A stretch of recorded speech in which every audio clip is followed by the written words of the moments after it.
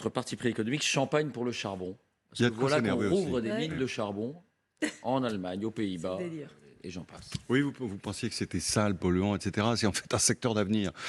Effectivement, hier, les Pays-Bas annonçaient qu'ils allaient faire tourner leur centrale à pleine balle. Jusqu'ici, c'était limité à 35%, au moins jusqu'en 2024. Il s'agit évidemment de compenser le déficit de livraison de gaz russe. Avant-hier, c'était l'Allemagne qui faisait exactement la même déclaration. On va voir s'afficher justement les propos du ministre allemand concerné. Pour réduire la consommation de gaz, il faut utiliser moins de gaz, bien sûr. Et à la place, les centrales à charbon devront être davantage utilisées. L'avant-veille, c'était l'Autriche qui annonçait le redémarrage d'une centrale à Mellach. Fin mai, c'était Londres qui donnait aux opérateurs d'énergie l'ordre de surseoir à la fermeture de 3 centrales qui étaient prévues pour la fin de l'année. Et alors, et le réchauffement? Peu de temps auparavant, la Bulgarie qui reportait sine die la fermeture de ces centrales. L'Italie, même chose. En France, redémarrage de Saint-Avold. Alors comme on prend du temps pour tout, hein, et même pour les choses les plus élémentaires, on examine la chose, on s'oriente vers le redémarrage, bien sûr, de Saint-Avold. Quant à Cordemais, en Loire-Atlantique, elle doit redémarrer en octobre. C'est toute l'Europe qui se remet au gaz. Et alors, il y a une chose qui est assez singulière, ça a fait le joint avec le propos de Jean-Michel, c'est le silence incroyable des écologistes sur ce sujet. Et je vous propose d'écouter d'ailleurs Yannick Jadot, naguère candidat à l'élection présidentielle, qui enjoignait la France de cesser toute importation du gaz russe. C'était il y a quelques semaines.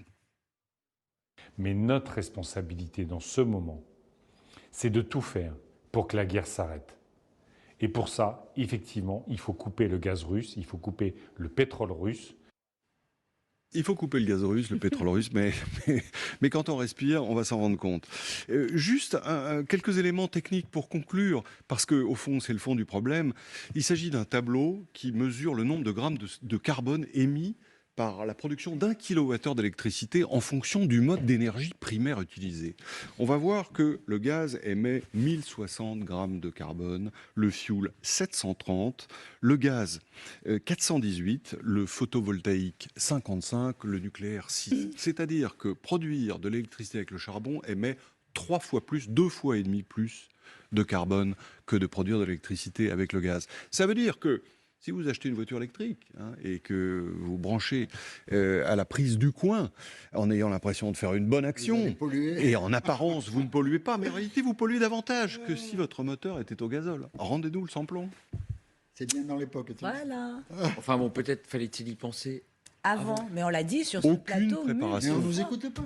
On l'a dit, c'est vrai, on l'a dit Au ici. total, que Il y a pas de secret, les véritables victimes de ces sanctions, ce ne sont pas les Russes qui ont encaissé plus d'argent qu'ils n'en ont jamais encaissé à cause de la montée des prix, mais c'est bien sûr le climat et les utilisateurs qui payent leur énergie plus cher en Europe.